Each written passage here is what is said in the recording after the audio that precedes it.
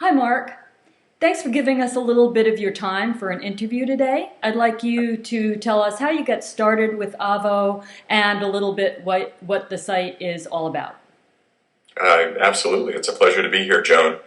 So the site is about helping people with their health issues, and we do it in a unique way in that we're the largest expert-only question and answer forum for legal and health issues.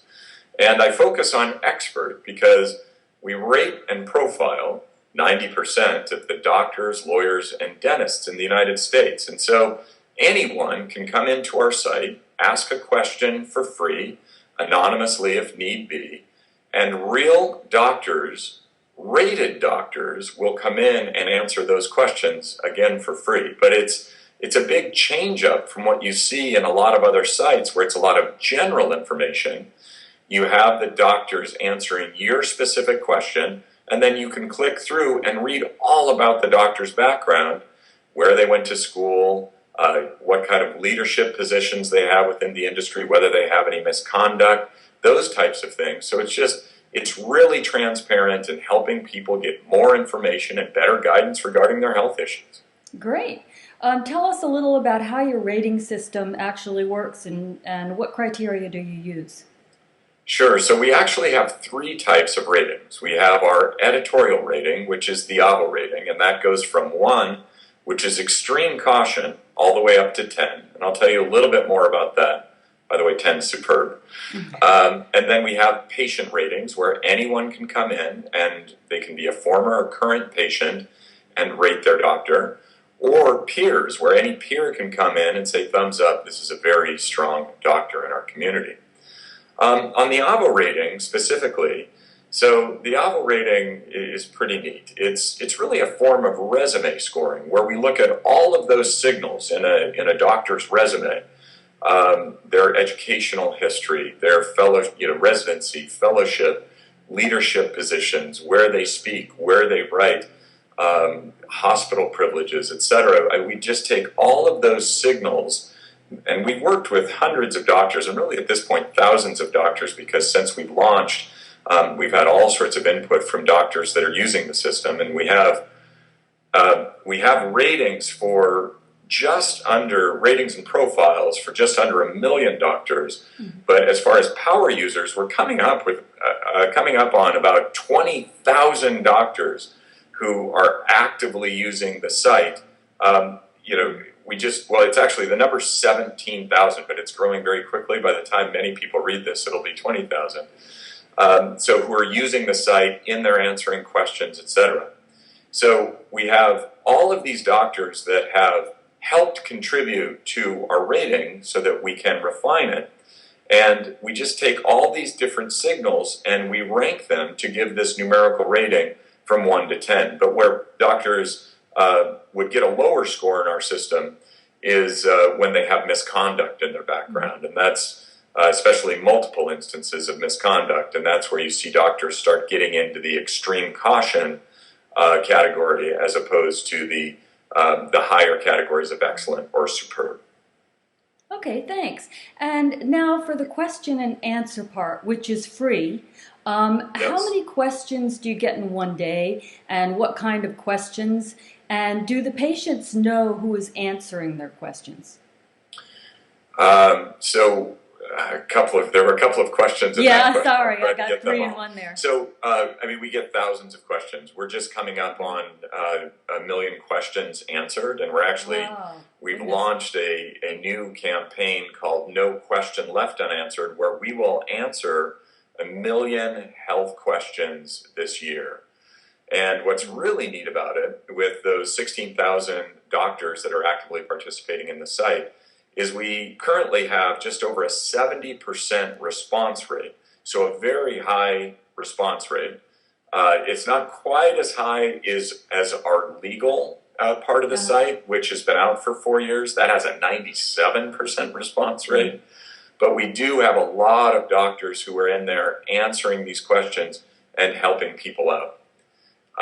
And Joan, help me with the other 2 parts. Sorry. Yes, what kind of questions? Why don't you give me a typical question that you get, numerous questions on the same topic? That's what I mean, Sure. the kind So of we average get a lot question. of primary care questions. Oh, So that seems to be where people need the most help. And very simple questions. So the thing to keep in mind about AVO is it's all about just orienting the patient, hmm, or maybe orienting the consumer before they become a patient. And so, most of the people out there, when it comes to the medical profession, they just have no idea where to turn. It's big words, it's a complicated process. You have the insurance industry involved. And on top of that, because of the insurance industry, they're really getting squeezed. I mean, the average time spent with the doctor, the average patient visit today is about 13 minutes. hmm, And people sense that. They know that when they go into a visit, that they're just not going to have much time. And so that creates a bunch of anxiety. So we want to have a forum there, on the one hand, that gives them a place to ask their tailored questions in advance and get ready for their visits, or at least um, uh, for some of them, just knowing whether they need a doctor and what type of doctor they might need. On the other side, for the doctors, I mean, it's just so important that doctors engage in this orientation discussion because, it used to be that doctors were, I mean, they were constantly out in our communities. I think of the old Marcus Welby MD, with the leather bag doing yeah. house calls. And in a way, doctors have given up on that. And especially as it's moved online in these massive communities, even in their practice areas, they're just not engaging. And so you see people like Jenny McCarthy, who are leading the conversation around autism.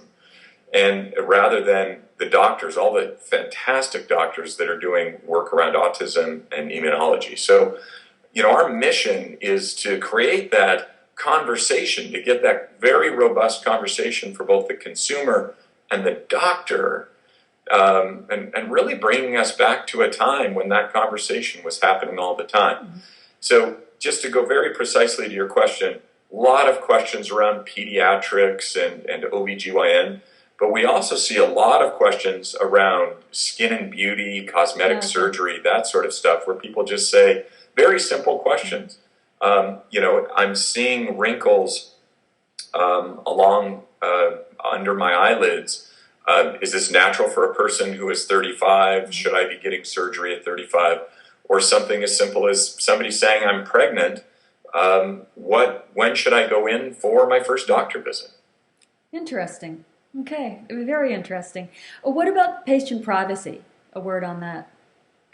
Sure. Well, I mean, patient privacy is something I would encourage every doctor out there to understand incredibly well, because it's important, and the rules are real. That being said, they should also understand them so that they don't use them as an excuse.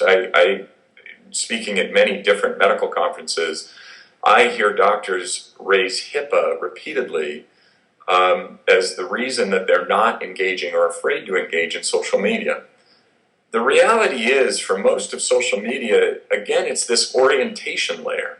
It's not as though a Facebook group or a question asked on Avo or a LinkedIn group, they're not trying to set up or replace the physician-patient interaction dynamic in any way. What they're trying to do is create this orientation layer where people are so completely lost in this massive system.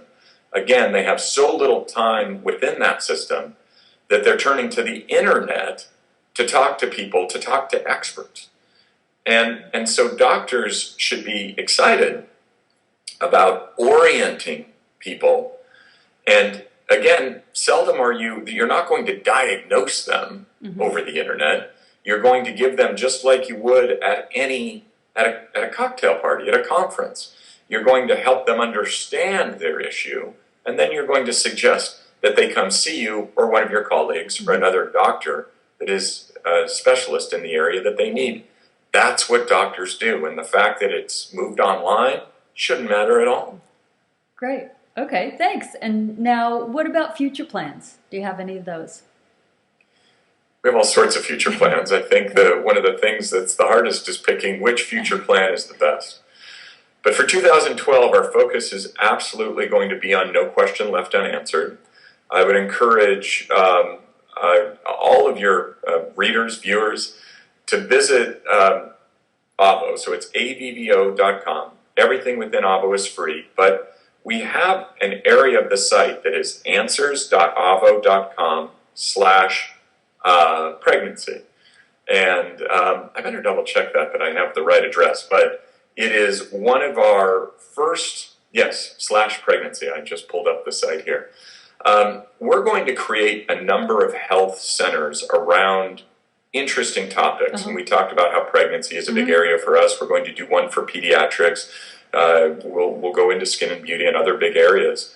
But on our current campaign that I mentioned before, no question left unanswered, we're going to have sites where you can come in and learn more about a specific issue. And for the pregnancy one that I just mentioned, you can come in and watch a video that is called it's 9 months in 90 seconds. So in 90 seconds, you can see all of the changes that your body goes through and that your baby goes through during the entire term of gestation. So we're out there to answer all sorts of health questions in 2012. And on the other side, we're just out there to continue the conversation with doctors and get them as involved as possible in social media as they can be. Okay. Well, this was great, Mark. It was very interesting. Thanks a lot. Yeah, Joan, thank you. Thanks, and you have a great site. Thanks.